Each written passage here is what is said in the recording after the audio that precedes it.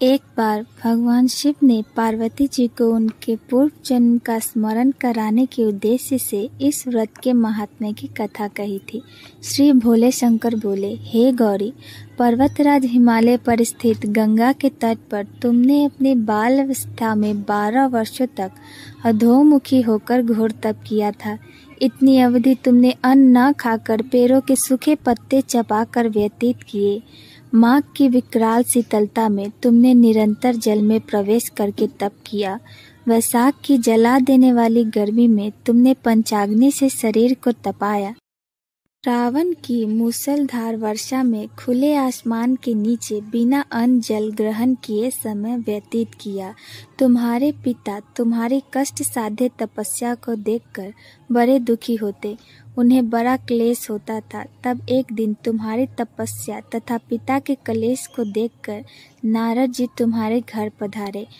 तुम्हारे पिता ने हृदय से अतिथि सत्कार करके उनके आने का कारण पूछा। नारद जी ने कहा, गिरिराज, मैं भगवान विष्णु के भेजने पर यहाँ उपस्थित हुआ हूँ। आपकी कन्या ने बड़ा कठोर तप किया है। इससे प्रसन्न होकर वे आपकी सुपुत्री से विवाह करना चाहते हैं। इस संदर्भ में आपकी राय जानना चाहता हूँ। नारद जी की बात सुनकर गिरिराज गदगद हो उठे। उनके तो जैसे सारे कलेश ही दूर हो गए। प्रसन्नचित्त होकर वे बोले, श्रीमान, यदि स्वयं विष्णु मेरी कन्या का वरण करना चाहते हैं तो भला मुझे क्या आपत्ति हो सकती है। वे तो साक्षात ब्रह्मा है। हे महर्षि, यह तो हर पिता की इच्छा होती है कि उसकी पुत्री सुख संपदा से युक्त पति के घर की लक्ष्मी बने। पिता की सार्थकता इसी में है कि पति के घर जाकर उसकी पुत्री पिता के घर से अधिक सुखी रहे। शिवजी ने माँ पार्वती से कहा कि हे गौरी, तुम्हारे पिता की स्वीकृति पाकर नारद जी विष्णु के पास गए और उनसे तुम्हारे ब्याह की निश्चित होने का समाचार सुनाया। मगर इस विवाह संबंध की बात जब तुम्हारे कान में पड़ी तो तुम्हारे दुख का ठिकाना न रहा। तुम्हारी एक सखी ने तुम्हारी इस मानसिक दशा को समझ लिया और उसने तुमसे उस विक्षिप्तता का कारण जानना चाहा। तब तुमने बताया, मैंने सच्चे हृदय से भगवान शिव शंकर का वर्ण किया है, किंतु मेरे पिता ने मेरा विवाह विष्णु जी से निश्चित कर दिया है। मैं विचित्र धर्म संकट में हूँ, अब क्या करूँ। प्राण छोड़ देने के अतिरिक्त अब कोई भी उपाय शेष नहीं बचा है।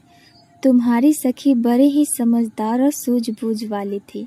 उसने कहा, सखी, प्राण त्यागने का इसमें कारण ही क्या है। संकट के मौके पर धैर्य से काम लेना चाहिए। नारी के जीवन की सार्थकता इसी में है कि पति रूप में हृदय से जिसे एक बार स्वीकार कर लिया, जीवन पर्यंत उसी से निर्वाह करे। सच्ची आस्था और एक निष्ठा के समक्ष तो ईश्वर को भी समर्पण करना पड़ता है। मैं तुम्हें घनघोर जंगल में ले चलती हूँ, जो साधना स्थली भी हो और जहाँ तुम्हारे पिता तुम्हें खोज भी ना पाए। वहाँ तुम साधना में लीन हो जाना। मुझे विश्वास है कि ईश्वर अवश्य ही तुम्हारी सहायता करेंगे। तुमने ऐसा ही किया। तुम्हारे पिता तुम्हें घर पर न पाकर बड़े दुखी तथा चिंतित हुए। वे सोचने लगे कि तुम जाने कहाँ चली गई। मैं विष्णु जी से उसका विवाह करने का प्रण कर चुका हूँ। यदि भगवान विष्णु बारात लेकर आए और कन्या घर पर ना हुई तो बड़ा अपमान होगा। मैं तो कहीं मुंह दिखाने के योग्य भी नहीं रहूँगा। यही सब सोचकर गिरिराज ने जोर शोर से तुम्हारी खोज शुरू करवा दी। इधर तुम्हारी खोज होती रही और उधर तुम अपनी सखी के साथ नदी के तट पर एक गुफा में मेरी आराधना में लीन थी। भाद्रपद शुक्ल तृतीया को हस्त नक्षत्र था। उस दिन तुमने रेत के शिवलिंग का निर्माण करके व्रत किया। रात भर मेरी स्तुति के गीत गाकर जागी। तुम्हारी इस कष्ट साध्य तपस्या के प्रभाव से मेरा आसन डोलने लगा। मेरी समाधि टूट गई। मैं तुरंत तुम्हारे समक्ष जा पहुंचा और तुम्हारी तपस्या से प्रसन्न होकर तुमसे वर मांगने के लिए कहा।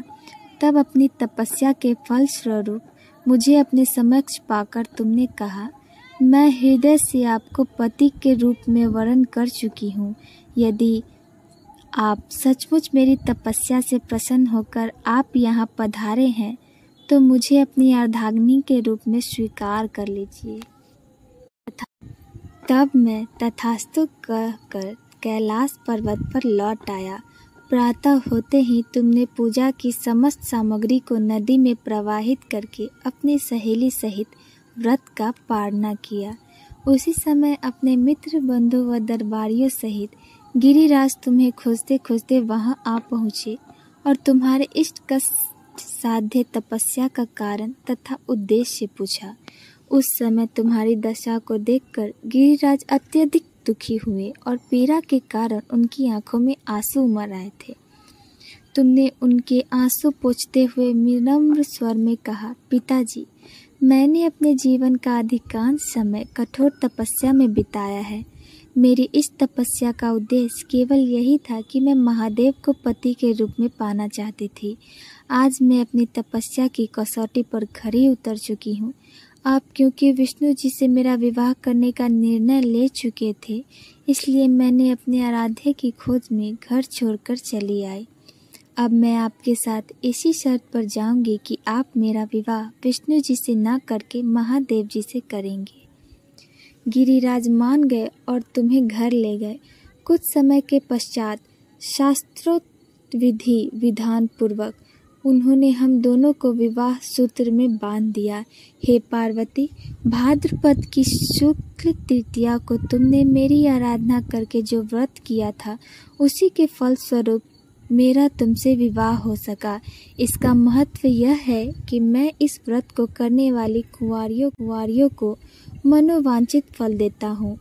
इसलिए सौभाग्य की इच्छा करने वाली प्रत्येक युवती को यह व्रत पूरी एक निष्ठा तथा आस्था से करना चाहिए। इस पूरे प्रकरण में तुम्हारी सखी ने तुम्हारा हरण किया था, इसीलिए इस व्रत का नाम हरतालिका व्रत हो गया।